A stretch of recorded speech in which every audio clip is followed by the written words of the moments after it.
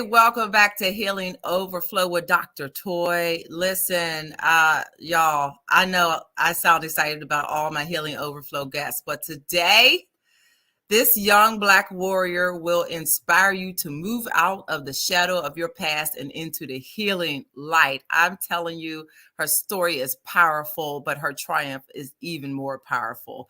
Today, our guest is Latrice Rose, aka Millennial Motivator, aka Generational Curse Breaker.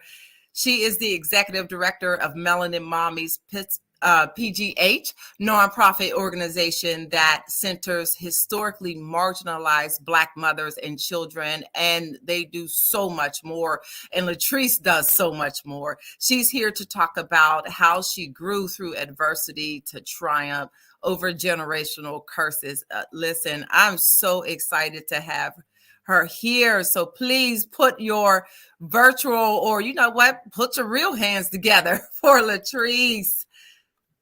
Hey. Hear the crowd out there screaming.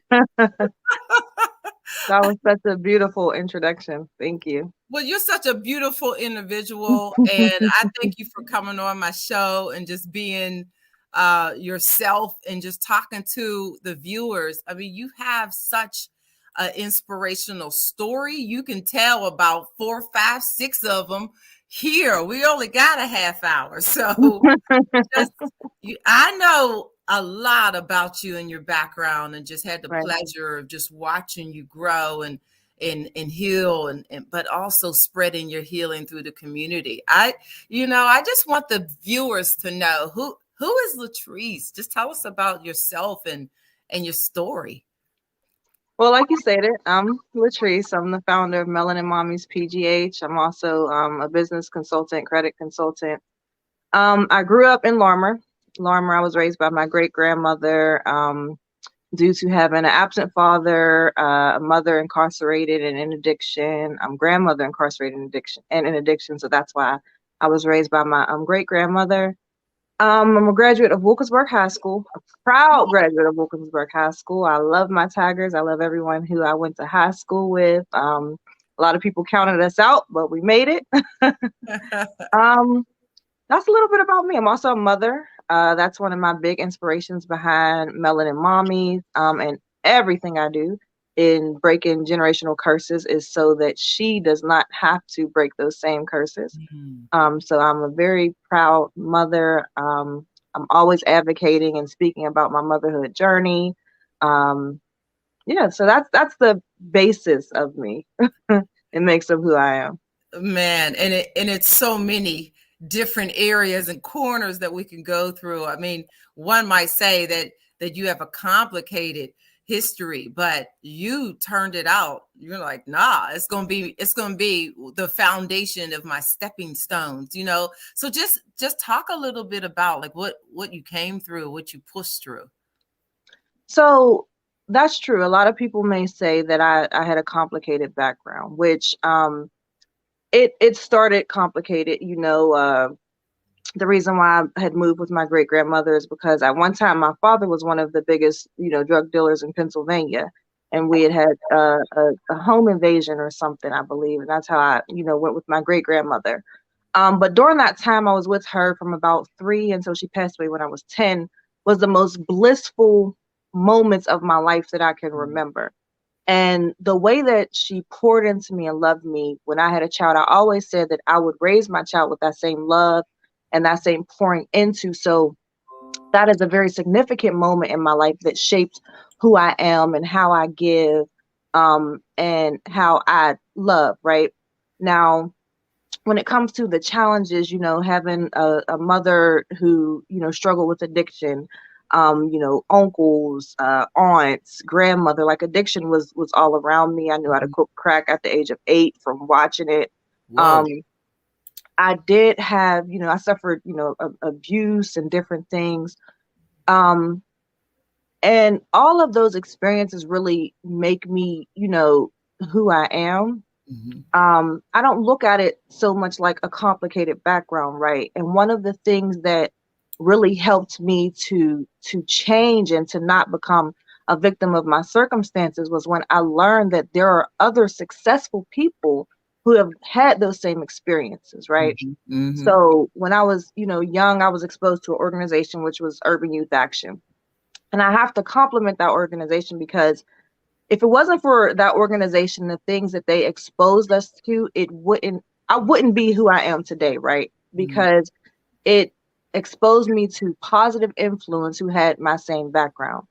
And that made a world of difference for me. It was like, wow, these people had these challenges and they were able to rise above. So that's pretty much how I began to model my life. I didn't feel like a victim, I didn't feel like, oh, well, woe is me, my mom, my dad isn't around, and all of these things. I felt empowered to use my background to push me towards success. Wow. Wow. Shout out to Urban Youth Action. Shout out Yes, to my late father-in-law, Bernard H. Jones. That's where I met you.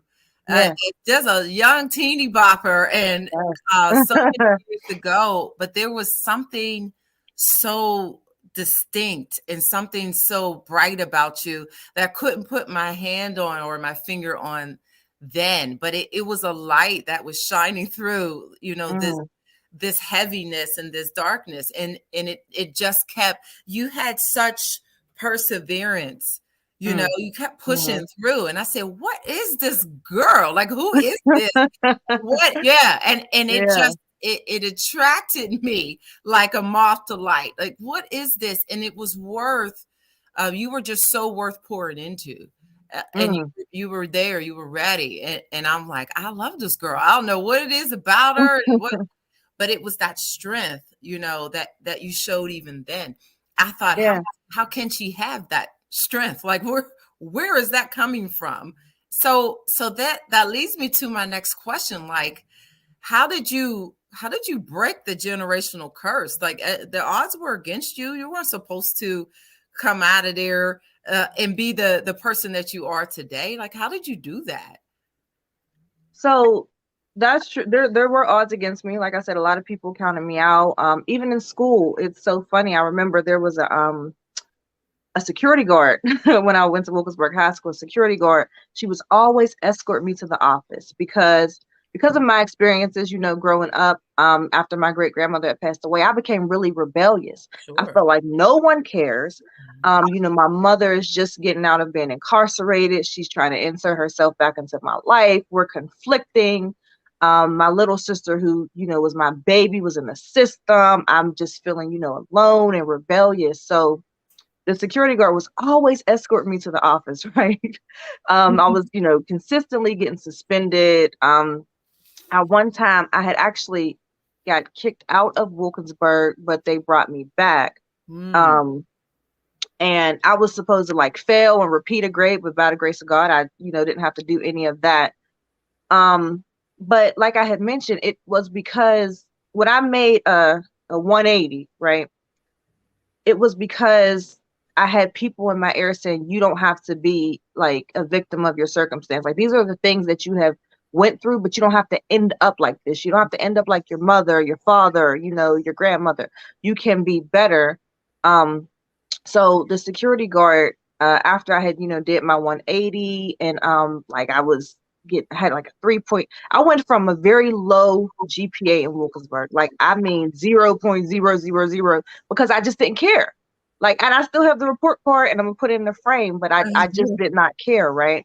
wow. Um, and then I had got a 3.8 GPA and 4.0, and I just was making some changes, and she was like, Latrice, I never thought that I would not be walking you to this office. Like, she had escorted me down to get I had gotten an award or something, and she was like, I didn't think I'd ever be escorting you down here for this.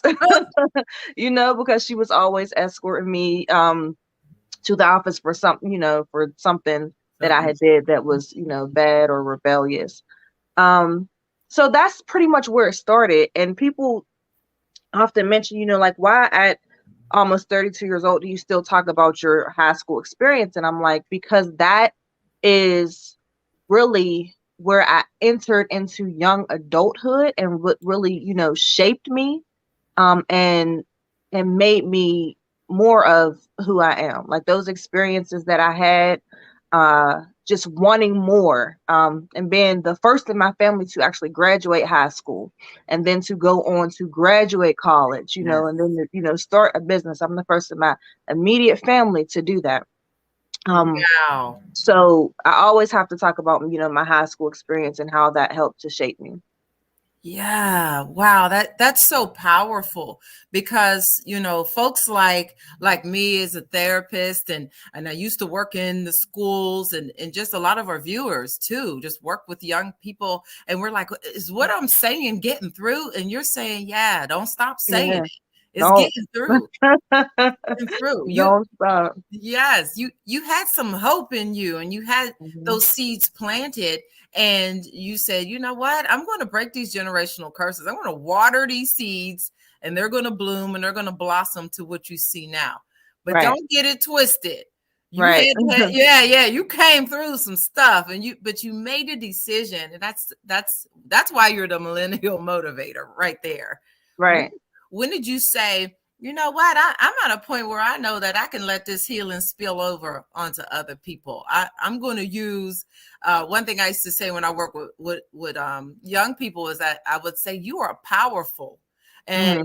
all that walking down the hall because you did something wrong. It's because you are reacting to what has been done to you, and so Right, you're using your powers, but let's now change that and use it for good. And so you right, did that, right?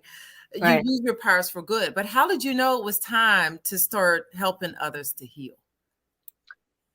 So there's two things, right? So overcoming adversity is one journey, but making a conscious decision to actually enter into a healing journey is something totally different. Mm, And it takes a lot of self work that many people aren't willing to begin, mhm. because you have to look at yourself in the mirror. You have to, oops, sorry. That's actually my therapist. You I have to, love it. I you love know, it. That's right. That's right. Keep it healthy. Keep your mind healthy. There you right, go. right, yes. You have to, when you start your healing journey, you have to make that conscious decision to want to heal from the things that you have been through. So my actual healing journey began in college. I had a therapist in college. I was struggling with some things because I was having like a lack of support through my college experience, coming from my mother. And we did a whole exercise where she took me back to my childhood, the little girl me. This was something I never experienced before. I didn't know how important it was to actually revisit your child self and to apologize to your child self and to love on your child self. So that's where my healing journey initially began, Yes. where I made the conscious decision to say, you know what, this little girl is really hurt. This little girl is in pain and I am suffering from it, right? There's no way I can continue as a young adult and make it through my college experience with this little girl who feels abandoned, this little girl who still has that pain. So that's where my healing journey initially began. Just exploring my child self, apologizing to her, healing those abandonment issues that I had. Um, and I started there. Healing is a continuous process, right? Hmm. After you make that conscious decision, it's a continuous process to keep going, because you're going to have different experiences in life where you're going to need to heal from. But my goal now, as a mother, a business owner, a nonprofit, leader, is I don't want to keep going through experiences that I consistently have to heal from, you Hmm. know? So I don't want to keep putting myself in those situations. So therapy, I'm a huge advocate for therapy. I'm Hmm. also a mental health first aid instructor. I'm certified in maternal mental health. So I'm a huge advocate for therapy and the better the betterment of mental health and addressing mental health, challenges and issues. So I will Shout out say, to therapist. Shout out to your yes, therapist yeah, that shout took out you to my through that therapist. journey. Yes, yes. Go ahead. I've been 3 years strong in therapy.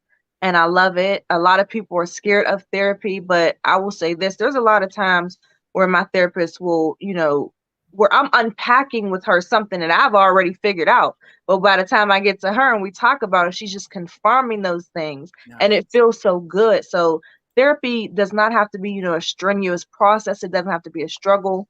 You can sit on a FaceTime with your therapist and just be quiet. But if that's what you need to do, then begin that process. If you don't want to talk, but you just need somebody to stare at, but you just need somebody to be there, then that is okay. But That's make right. sure that you start the process. Great. Uh, Great so advice.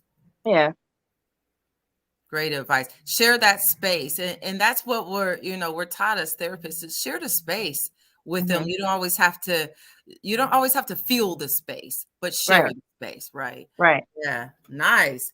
Talk about, I mean, you have so many outlets and so many ways that you help others to heal. I mean, you help heal finances, you help heal, single mommies, you help folks. I just love a lot of the things that you do because you help people think of things in a different way than that pattern that Mm, we're used to thinking about for generations. Like, for example, you're like, black mommies swim with their babies. How about right, that? And we're like, wait, right. wait, no, oh, no, we don't. And you're like, yes, we do. And that's just another way for mommies to bond with their babies. So Mhm. talk about Melanin Mommies. I love this organization, y'all. Check out the website. They do so much. They do so much for people. And I am going to plug that they need your financial support so that Mhm. Latrice can continue to help mommies. They do so much. You have to check out the website just to see how much they do. But go ahead, brag on the organization. Talk about it. So Melanin Mommies was created in 2014 when I was newly pregnant. And a lot of the women who I had went to high school with in college, we were all, becoming new mothers around the same time. So it started as an online support group where we would, pour into each other, talk about our new experiences. We would have play dates once we had our children. And then in 2018, I decided, that it was brought to me, right? I was struggling with trying to figure out my purpose in life and my mission. Hmm. And I had prayed about it and I heard God say, your story is your success. Because I was trying to figure out, well, what will make me successful? What is my purpose? And God just was so profound and said, your story is your success. Okay. So I said, okay. Along that time as well, I was struggling to find a mentor. Most of my mentors in my life have been, men. But I was like, this is different. I'm a mother. I need a mother mentor, a woman who can help me navigate, life as a new mom and, I'm just finding my purpose. So that really pushed me to start Melanin Mommies as a nonprofit organization. And we started with a mentorship program. Um, our mentorship program was for teen moms, and it started off really well. We were able to pair organizations that catered to teen moms, and we provided them with the mentors to their moms.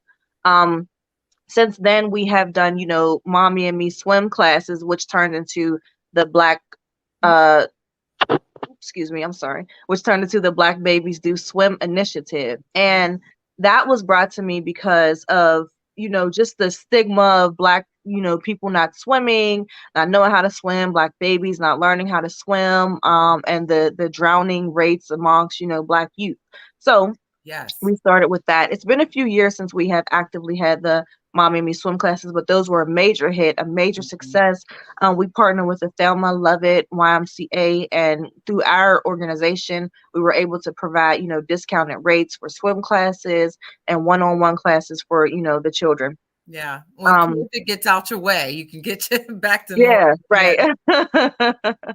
right. And so far, those were two of our, initiatives in like our infant phase of Melanin Mommy. Since then, we've created through COVID relief funds, our grandparent and guardians fund, which is dedicated to grandparents and guardians who are taking care of children due to the biological parents' incarceration, drug addiction, absence, or death. Then we have our Mommy Relief Fund, where we help with utilities and bill assistance. for moms who have been black mothers, because we are black mother specific, who have been affected by COVID. And most recently, our Black Mothers Mental Health Initiative is the one of the main focuses through our organization, and that's providing group therapy to mothers who have been affected by gun violence. And these are mothers and children who have lost a significant other, a father, a sibling, a mother, a sister, Wow. whoever, to gun violence, providing them with group therapy. And Yeah. it's through a 12-week cohort where we have, a licensed social worker every, well, we started on Saturdays, but now we're changing to like evenings, which whatever we think would be better to fit people's schedule. Mm-hmm. But every weekly, it's group therapy. And our last cohort launched in September. It was, successful. We had a whole family in there, the mother, the sister, the grandmother, Ah, who have all been affected by this tragic loss. generations. Right. Yes. Who Yes. have all been affected by this tragic loss due to gun violence. And just the healing that was able to take place for these women to say, they started with the PTSD and anxiety and depression and feeling guilty and just hopeless, but being able to feel some type of relief through this cohort um, with those symptoms, it has been really, really profound. Wow. And it's something that I'm going to keep pushing, especially just with the losses now and the rise of, gun violence against Black mothers, Yes. um, Black women, who this is much needed. A lot of other organizations focus on gun violence prevention, and we are focusing on the actual trauma and grief associated and helping, mothers and children heal through that loss. So those are our current initiatives. Ooh, that's so powerful. That's so powerful. I mean, you dropped so many gold nuggets here of how, this whole circle, this cycle of violence, this generational trauma, um, Mhm. had run through. I mean, this family is just an example of what we see. Me as a trauma expert, I see this all the time, the generational curses, and we call it, in the therapy realm, you're looking at, what is the etiology of this and what's the historical trauma that's passed down and all this stuff. But for you to have a whole family, like Right. this is prime. This is beautiful. This is a pond. This is like everyone go up to the healing lake and be free as a family. That is power. That is power in that room. And you took it and said, I'm going to do it. I don't have the finances. I'm going to do it anyway and let it come after that. Right. But what you've done for people and what you will continue to do is it's historical. It's overflowing onto generations, but it's stopping the cycle, and that's profound. It's so important. It's so important that things Yeah. like your initiatives don't drive themselves. They need money, and I know that you're not going to sit up here and ask for it, so I will.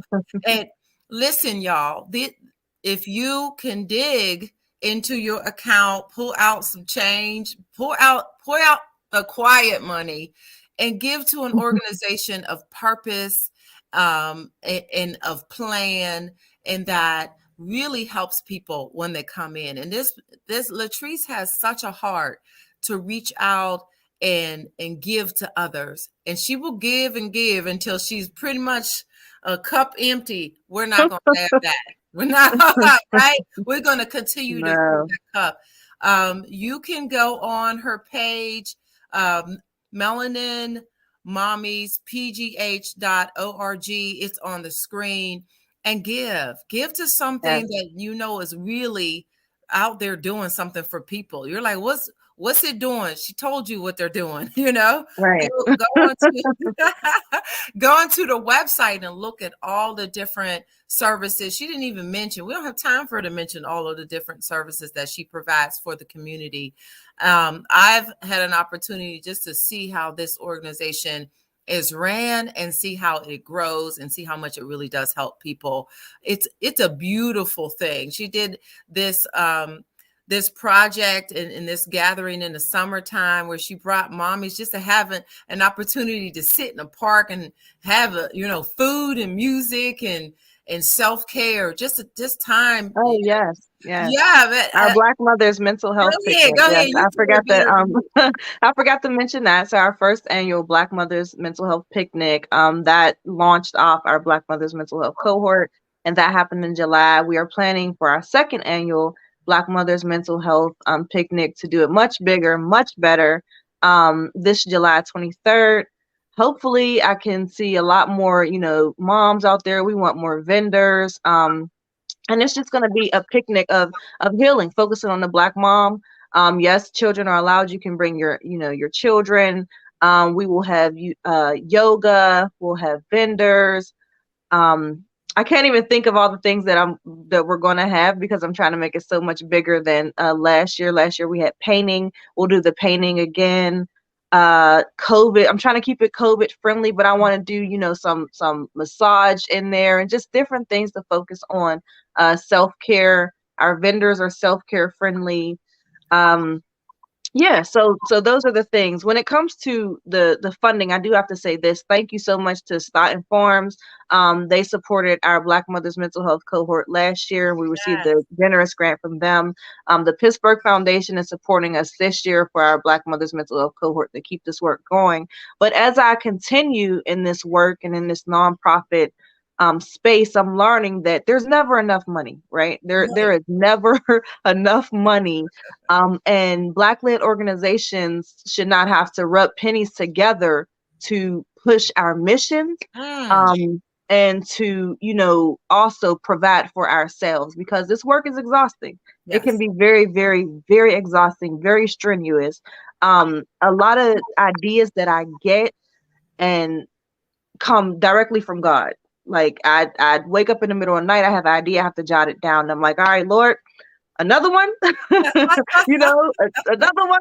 You want me to help another family this way? Okay. But that work can be exhausting, and I absolutely need your support, your prayers, your love, but definitely your financial support. If you go on our website, you'll see a link that says donate today. At that link, you can actually set up for like monthly donations. It can be $10, $15, but we really want people to support us with reoccurring donations. Yes. So if you have $20 to spare each month and you can sign up, that will help us, tremendously. That goes directly to our fiscal sponsor. Our fiscal sponsor, we request it, give it to us, we disperse it however we need to. So also, I want to give a shout out to New Sun Rising, our fiscal sponsor. If it wasn't for them, we would not have been able to carry out this work for the past 3 years. So thank you so much. No, you know what? Thank you, Latrice. Thank you so much for taking this on and for just being obedient to the voice of God and moving and just Yes. been so many people. Thank you for all that you do. I'm just so glad that we had an opportunity to talk to you. We could go on. We go on for another Right. hour and a half. Like, there's just so Yeah. much greatness here. But thank you for all you do and keep going. It is a tiring journey helping others to heal, but you're doing it. Your healing Thank has you. overflowed to others. Thank you so much. Listen, viewers, go on to the Healing Overflow page, like it, share it so that others can heal from what they heard today and all the other guests to come and past guests. Email me at drtoyjones@gmail.com if you have any questions or any follow-up, any ideas, anything. I want to hear from you. Follow me on Twitter at Prof Toya Jones, and like Mhm. our page, WXCN Power Radio. I have to say it like that because it sounds powerful. Thank you for joining me today. And again, I will see you next week on Healing Overflow. Keep healing, y'all, because your healing overflows onto others. See you next time. Yeah.